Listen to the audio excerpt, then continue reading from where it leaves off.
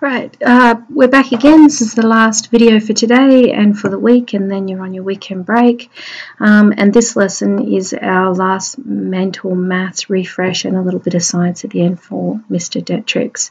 Okay, so if we go to the last Friday test that you get from Ed Studio, this is actually quite a lot easier than what we do during the week, and I'll go over some concepts that different students have let me know they've had some trouble with. So if we look at the time now, and I've got my little clock ready, so if we look at and I've used a different time by the way, if we look at the hour hand and see which one it's gone past, and it's gone past the 4, and we look at the minute hand, which is the long hand, 5, 10, 15, 20, 25, 30, and it's just gone past 30, 31, so 4:31. And this is PM, so that would be at night. So you can use that time if you want, or the time that you're on now. Okay, write 1,010,000 as a numeral, and we've done that this week already. So 1,000,000, 6 places, 3 zeros there, and 10. 1,010,000. How many sides in a dodecadon? Now we did this during the week and we found out that dodecadon means 10, so that's a 10-sided polygon. Halving 70, when we halve something we need to divide by 2. So we say 70 divided by 2. 2 into 7 goes 2, 4, 6. 3 times and 1 over. 2 into 10, it goes 5, so the answer is 35. We're simplifying 15th and 20th because we never leave big fractions like that, and the number that goes into both, as we know, is 5. So 5 goes into 15/3 and 5 goes into 24, so 3/4. If a clock shows 9 o'clock, what is the angle? And we know that 9 o'clock, I'll make that a little bigger, looks like this, with the hour hand pointing to the 9, and we know that when the clock is split up into quarters, each one of those is 90 degrees. So this one's 90 degrees, and it's also a right angle. 20 equals, so this is algebra where there is a letter that represents a number. So 5 plus something, so A is, so what do we add to 5 to get to 20? We add 15. Right, so number 8 is 205 divided by 5. I told you this test wasn't that difficult. Just goes over a lot of things that you've learned from the week. So 5 into 2 you can't do. You can write a 0 up there if you want or not. 5 into 20 is 4 and 1 over, so it's 41. And then we have number 9, 8 times 2/4. And as we know, we don't multiply the bottom number and we just put 8 over 1. So 8 times 2 is 16. 1 times 4, or just take the 4 across, is 4. We can't leave it as an improper fraction. So 4 into 6, 4 into 16 goes 4. And that was number 8. We're really moving along here.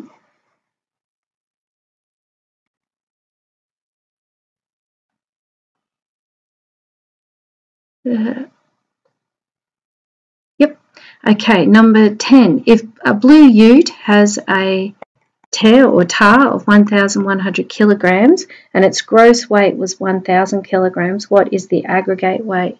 So as we say, this is the ute with a load in the back, 1,100 kilograms.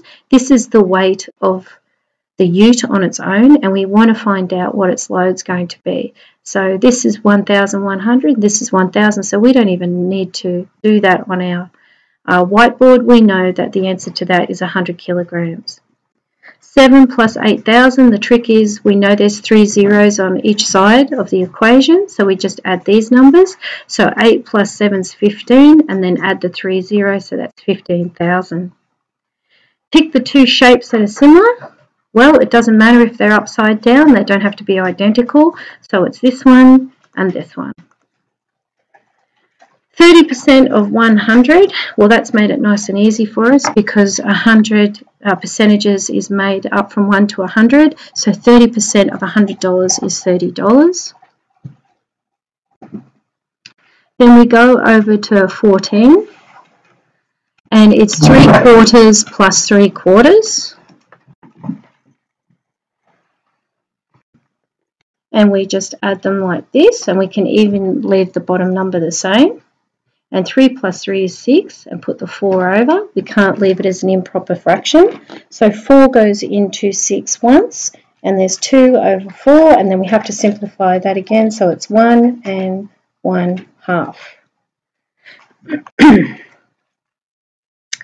If you ride your bike 4 kilometres in 10 minutes, sorry, my puppy dog's just come back from a walk, and so they're having a big drink of water. That's what that noise, or any noise you hear in the background is going to be my, come here.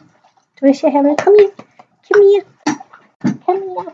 What are you doing? Come here. Come up here. Come here. Come here. And this is one of my puppy dogs. They're a bit big to lift up. There he is there. He's a Kelpie. He's just come back from a walk, and my other one is a red cattle dog having a drink. So sorry about that. I'll see if he'll say hello. Boozy. Boozy, come here. Boozy, come here. Jump up here. Jump up.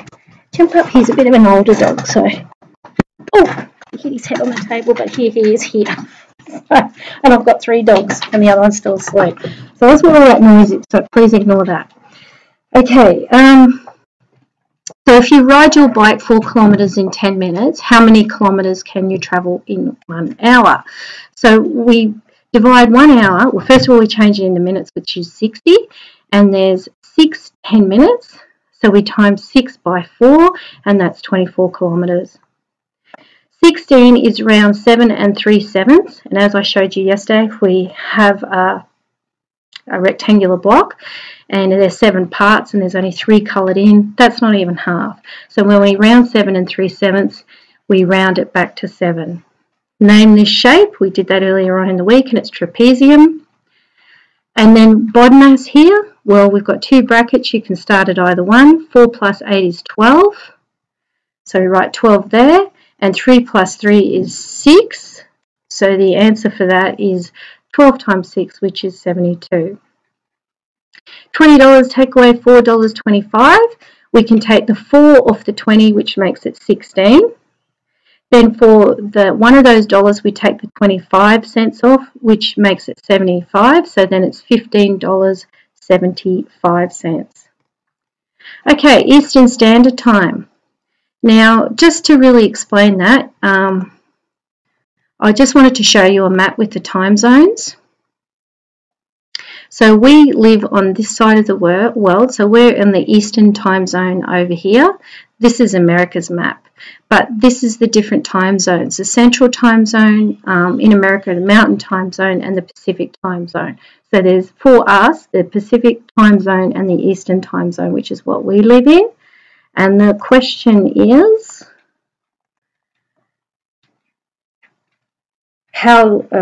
where are we? Oh, how long is this line in millimetres? If you can measure it, try and measure it.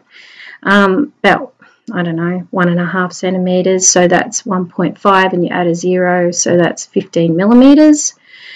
Eastern Standard Time is the answer there. So draw diagonals here. So 1, 2, and then they had another line coming down from the top, 3, and down to that corner, 4, and then they had it coming back that way, 5. And you get it. So yeah, Roman numeral for, and remember C is for century, and the century has 100 years. 24-hour time for PM. As soon as time goes on to PM, we add 12 hours. So 12 plus 8 is 20, so it's 2000 hours. Now this question here, I had some comments that this was a little bit tricky and they couldn't really understand it. So if we have a centimetre cubed, it means a block. All right, so just like one of those blocks at school, and it's 1 centimetre. So if we place that block on top of a shallow bed of water and it pushes down on it, it can only displace the water for how big the block is. I should have actually tried to find a video of that. I'll do that next week. But that block sitting on top of the water, it can only displace how big the block is. So if the block is really huge, say it's 60 centimeters cubed, so as big, as wide as 60 centimeters, going up 60 centimeters and across, and you put that into shallow water, it can only displace 60 millimeters of water, because that's how much fits underneath. So 1 centimeter block, how much will that displace? Well, that will displace 1 millimeter of water. Okay.